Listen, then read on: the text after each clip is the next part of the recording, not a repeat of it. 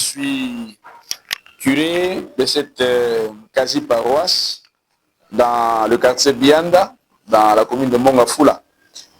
Ce livre, comme tu l'as bien dit, s'intitule Saint François de Paul, vie, personnalité et œuvre. L'auteur, c'est Giuseppe Fiorini Morosini, archevêque métropolitain de Reggio Calabria Bova, un archevêque au sud de l'Italie, dans la région de la Calabre. Et quelles sont vos motivations concernant cette tradition et cette foi? Comme je l'indique dans la préfaction que j'ai faite pour introduire à ces volumes, je suis curé de cette première paroisse qui en Afrique porte le nom de Saint François de Paul. Alors, Saint François de Paul n'est pas très connu dans le sol africain. Le faire connaître est un grand travail qui ne devrait pas, à mon avis, se limiter seulement dans les homélies, dans les catéchèses. Voilà pourquoi j'ai demandé à Monseigneur Morosini, qui est mon confrère dans l'ordre des minimes, de pouvoir traduire ces livres et d'en publier quelques-uns. Il m'a autorisé à commencer à traduire cette œuvre, Saint François de Paul, vie, personnalité, œuvre, pour m'aider à mieux faire connaître le saint patron de Bianda à mes fidèles et à tous ceux qui sont désireux de naviguer dans le monde des saints.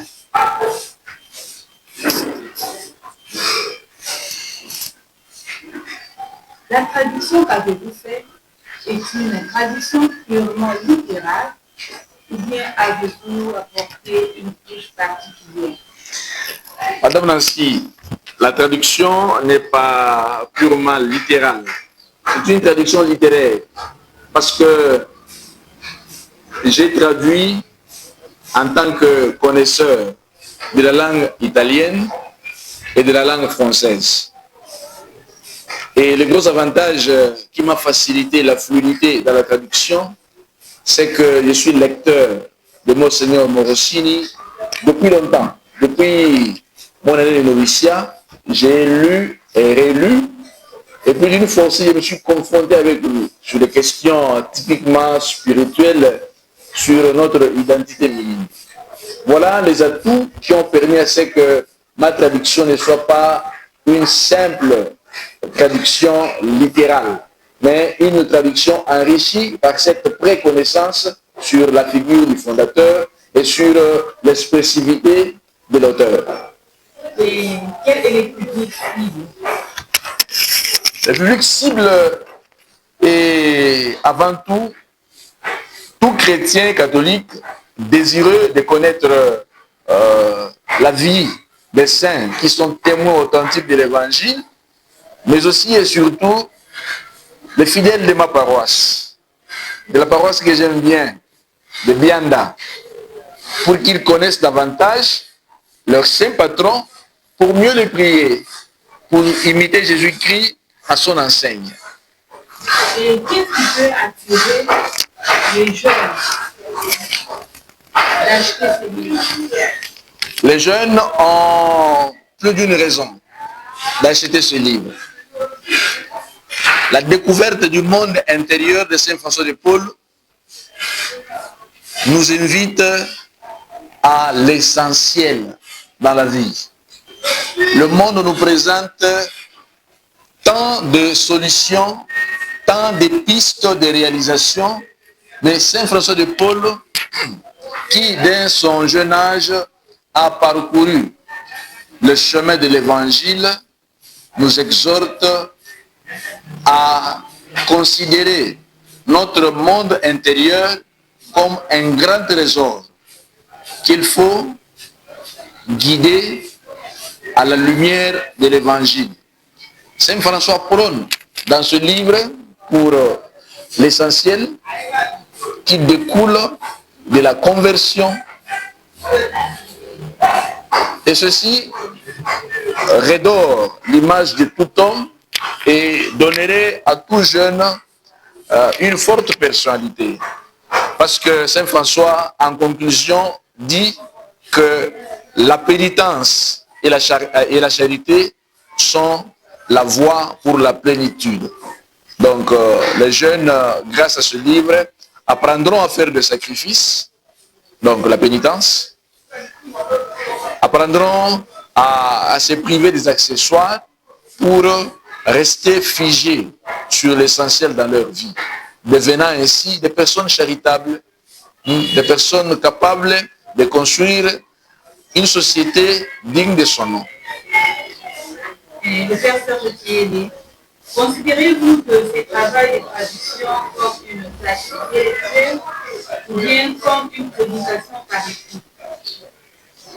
Ce travail de traduction est avant tout un travail intellectuel, mais qui visait un objectif bien concret: évangéliser ma paroisse, mes fidèles, le peuple de Dieu, à travers un manuel concret qui puisse devenir pour eux un vademecum, un matériel d'accompagnement, une lumière, une lampe sur leur pas.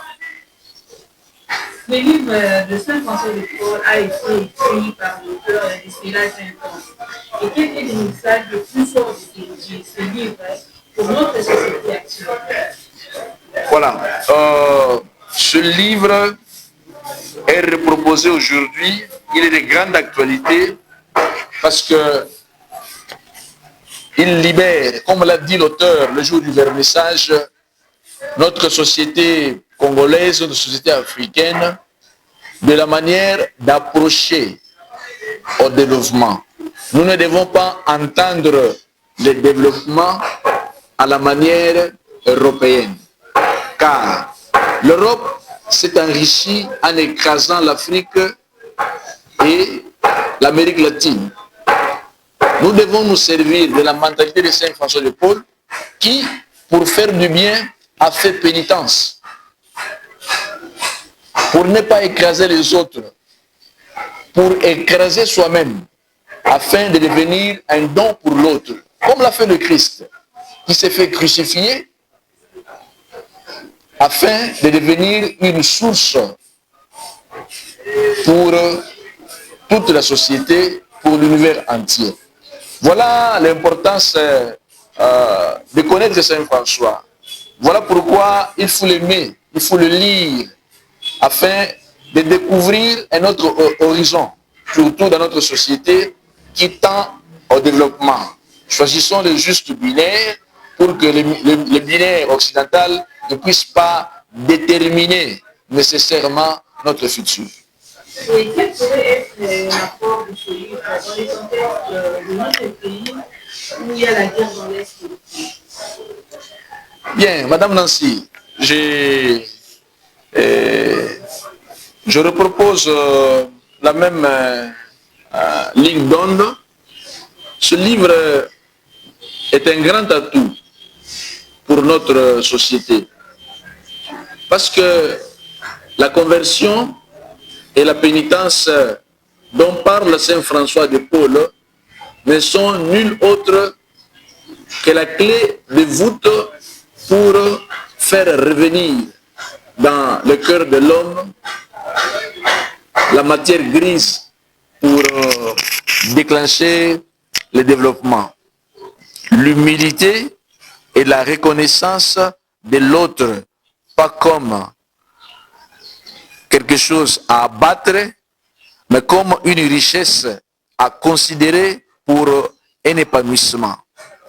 Alors, le livre est une réponse pour notre pays, dans le sens où la pénitence, les jeunes pourront aider ceux qui sont au pouvoir à y être, à vivre leur service comme une possibilité d'aider la société à sortir de sa misère, à sortir des guerres inutiles. Parce que si on se reconnaît comme des humains, on ne peut plus tuer l'autre, on ne peut plus abattre l'autre. Et pour avoir cette conscience-là, il faut faire pénitence. Pour avoir cette conscience-là, il faut jeûner. Parce que lorsqu'on ne jeûne pas, lorsqu'on ne se prive pas de quelque chose, on a besoin d'écraser l'autre. On a besoin de s'affirmer pour émerger. Mais quand on se définit comme frère, je crois que l'horizon change. La vision change. Les intérêts changent de direction. Et tout devient famille, tout devient paix, tout devient justice. Le livre en question, quel est le prix d'achat du livre? Le livre coûte, au mieux, revient à 17 dollars américains. Et où c'est tout le point de vente? Ici, dans notre communauté, dans la commune de Mongafula, dans le quartier Bianda, sur l'avenue Malunama numéro 9, à l'arrêt autostop, et aussi à l'enceinte de notre quasi-paroisse, sur l'avenue Tombo numéro 37, toujours à Bianda, arrêt.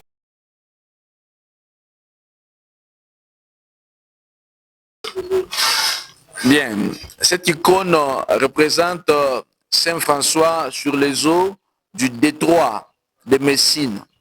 La tradition raconte qu'un matin, pendant que Saint François se retrouvait au port de la cité de Catona pour se rendre en Sicile, il n'avait pas d'argent pour avoir un passage dans un bateau.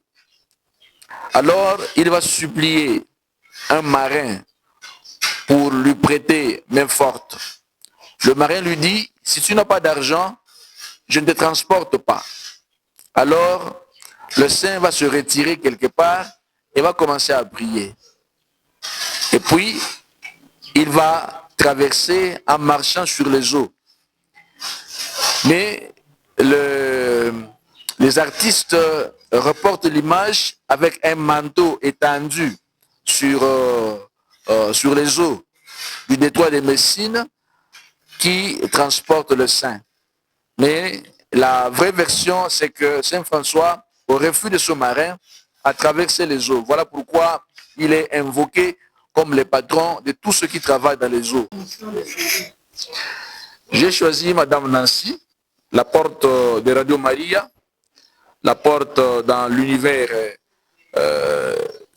des réseaux sociaux, et mes fidèles à répandre la nécessité de connaître ce saint homme qui a vécu au XVe siècle, mais se veut encore actuel aujourd'hui pour nous aider à sortir de notre ego afin de nous immerger dans l'évangile qui libère et qui sauve. Je conseille la lecture à tous mes fidèles parce que Saint François a besoin d'être connu pour être mieux prié.